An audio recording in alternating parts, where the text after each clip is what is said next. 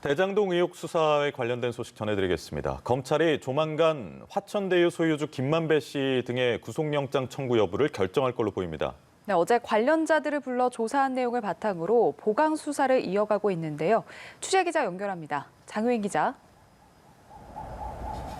네, 서울중앙지검에 나와 있습니다. 서울중앙지검 대장동 의혹 사건 전담수사팀은 어제 화천대유 소유주 김만배 씨와 천화동인 4호 소유주 남욱 변호사를 다시 불러 고강도 조사를 진행했습니다. 이들에 대한 구속영장 청구 여부를 결정하기 전 관련자들의 엇갈리는 진술을 맞추고 혐의 보강에 나선 것으로 풀이됩니다. 검찰은 이들에 대해 녹취록 속 사실관계에 대한 거듭해서 추궁을 했다고 전해졌습니다. 검찰은 두 사람이 유동규 전 본부장과 대장동 개발 이익을 나눠 갖기로 합의한 당사자이자 700억 원을 주기로 약속한 공범이라고 보고 있습니다. 또 검찰은 어제와 그제 정민용 전 성남도시개발공사 투자사업팀장을 이틀 연속 소환했는데요.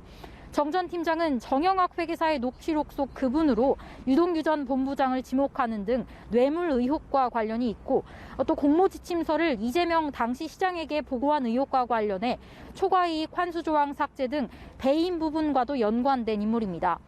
검찰이 이들 3명을 같은 날 조사하면서 유 전 본부장의 공소장에 담지 못한 배임 혐의를 담을 수 있을지, 또 이전 영장 때와 비교해 뇌물 명목과 규모가 어떻게 바뀔지 관심이 쏠립니다.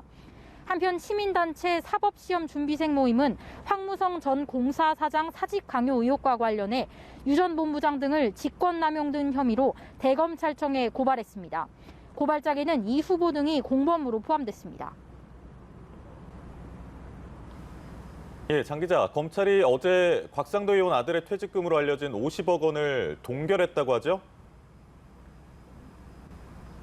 네, 그렇습니다. 법원은 어제 무소속 곽상도 의원의 아들 병채 씨가 화천대유 측으로부터 퇴직금과 위로금 명목으로 받은 50억 원을 추징 보전해달라는 검찰의 청구를 받아들였습니다.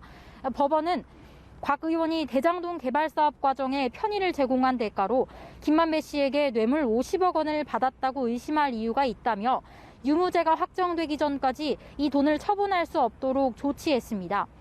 검찰은 곽 의원이 김만배 씨의 부탁을 받고 화천대유가 참여한 하나은행 컨소시엄 무산 위기를 막아줬고 그 대가로 뇌물을 요구한 게 아닌지 의심하는 것으로 전해졌습니다. 법원도 곽 의원이 정치자금법 위반과 아들 병채 씨와 공모한 특정범죄 가중처벌법상 뇌물 행위로 불법 재산을 얻었다고 볼 만한 이유가 있다며 이 같은 결정을 내린 것으로 알려졌습니다.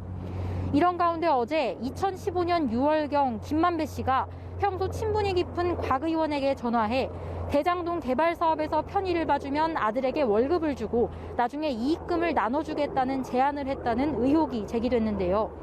김 씨 측은 사실 무근이란 입장이며 곽 의원 측도 통화했다고 알려진 시점이 법률구조공단 이사장으로 재직 중이던 때로 대장동 사업 인허가는 직무와 무관한 사안이며 할 수 있는 일이 아니므로 이익금을 나누겠다는 것은 말이 안 된다는 입장을 밝혔습니다. 그러나 검찰이 지난 21일 곽병채 씨를 피의자 신분으로 불러 이 돈의 대가성 여부를 캐물은 데다 또 추징 보전까지 어제 이뤄진 만큼 조만간 곽 의원을 조사하는 방안을 검토 중인 것으로 알려졌습니다. 지금까지 서울중앙지검에서 연합뉴스TV 장효인입니다.